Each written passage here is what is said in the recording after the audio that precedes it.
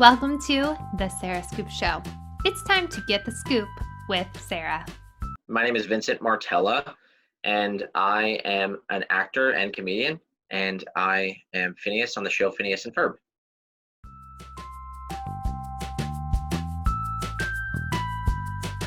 On August 28th, Phineas and Ferb, the movie Candace Against the Universe, is going to be premiering on Disney Plus.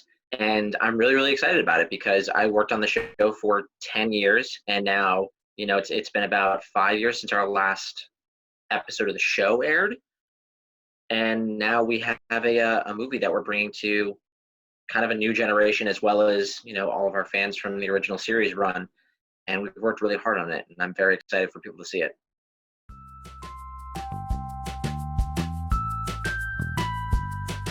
I think everyone felt similarly coming back to these characters.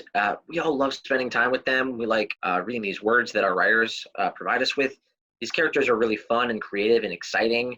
And so just the energy of getting to play these characters, it's always a lot of fun whenever we walk into the booth. And then knowing that we're going to bring a story that's so fun and unique back into viewers' lives has also just been exciting in general, because we've been working on it for 2 years. So it's a long time that we've been making this as good as we can. We're definitely all very ready for everyone to see this film.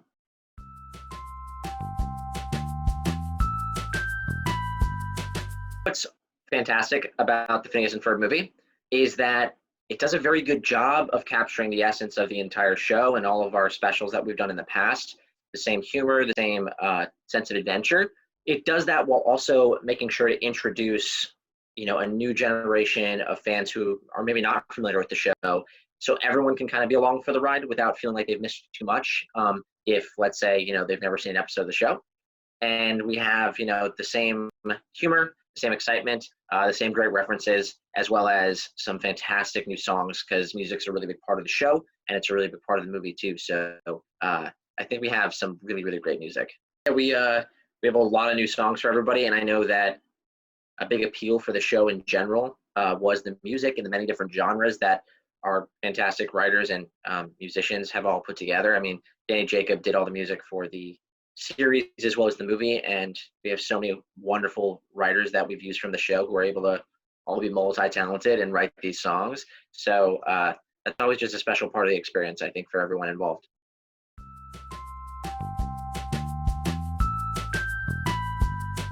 Definitely did not know that we were going to be coming back at any point. When we finished doing the series of Phineas and Ferb, we knew that we were still very well regarded by our fans. Everyone was very excited to be watching new episodes still then. I think what just gave us the extra opportunity was, even for a Disney Channel show, we lasted very long. A lot of Disney Channel shows, really last like 3-4 years. And though we had 4 seasons, there was a lot of episodes in there, like technically 4 seasons, but it was a lot longer.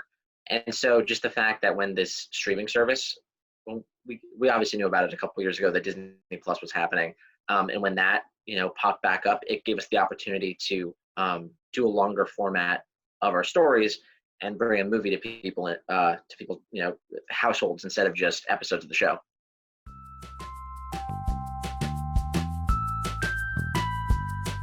As I said, I've been working on the movie for 2 years.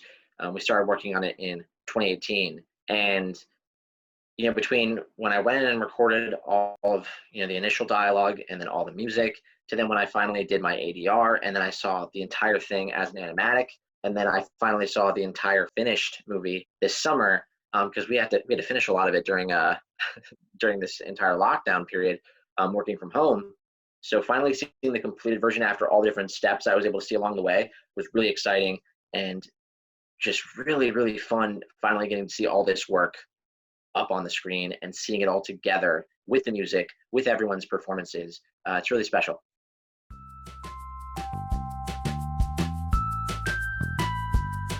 Working on Phineas and Ferb has been our fans and has been the way that it's touched people's lives. The entire time I've worked on the show, I've had a lot of parents come up to me and talk to me about how happy and excited they are that their kids love Phineas and Ferb, because they're able to watch the show with their kids. It's a family show that they can all enjoy it. It has humor that resonates with both the adult viewers and the younger viewers.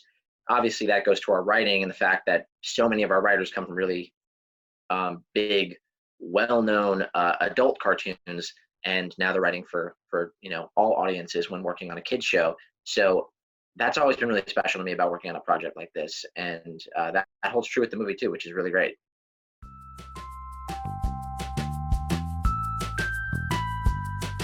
What's so funny about how Ashley and I know one another is we worked on another Disney Channel cartoon that did not get picked up, just a pilot for a show. And the day we recorded that, since most, as you said, most shows record all by themselves, but we worked on an animated show that had everyone record together, which is super rare. And I met Ashley that day. We both worked on this show that didn't go anywhere. But that very day, she was telling all of us to watch a brand new show she was on called The Sweet Life of Zach and Cody. And that night was when that was premiering. So it was so funny when we finally worked together again on Phineas and Ferb, and Phineas and Ferb kind of took off. And at the same time, she was taking off with High School Musical and everything. So it's been interesting how we've come in and out of each other's lives through working on this show. And I really saw her her career take off in the Disney world, and that was really fun. And she's wonderful. And we've been doing a lot of press for the movie together over Zoom, which is always fun because the cast is scattered as everyone is right now, and so we all kind of catch up over Zoom as much as we can.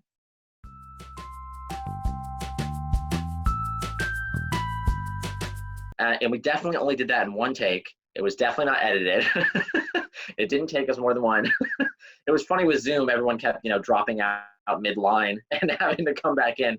But I mean, those are the struggles that everyone's having in different ways of, having to communicate over Zoom. But it was definitely really funny, not just because of the lines, just, everyone having their own technological issues on top of it.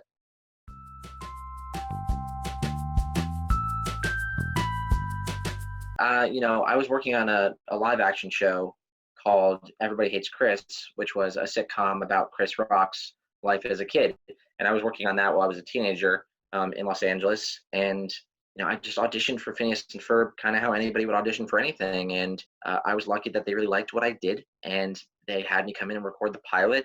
And I was, I grew up in Florida. And so I was still living there when I wasn't shooting Everybody Hates Chris.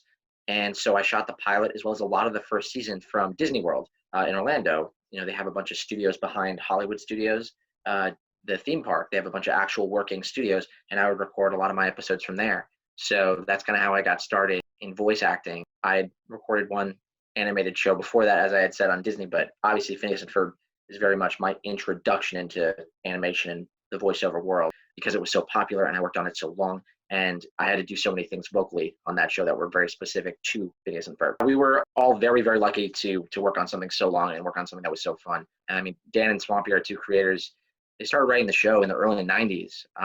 They were starting to write together with Phineas and Ferb in 1993.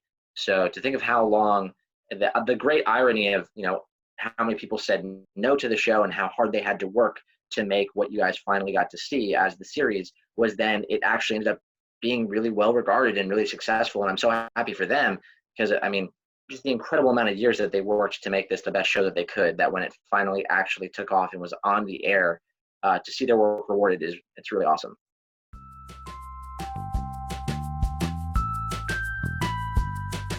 I'd say my favorite part about doing voiceover and doing animation it's the experience of when you're doing live action, a lot of times it can be weird to watch yourself and it can be odd just, seeing your performance and seeing, oh, that's the take they chose.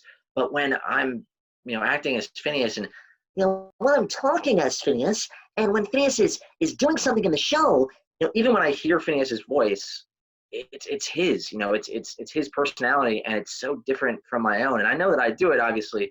But when I'm able to watch the show, I even get transported and I can see the character and know that that's the character, that's their energy, that's their voice. And that's a really special experience of getting to do voiceover and getting to do animation is you can be these very specific, different characters, wildly different from yourself. And I feel like there's a different kind of escapism in it that I love.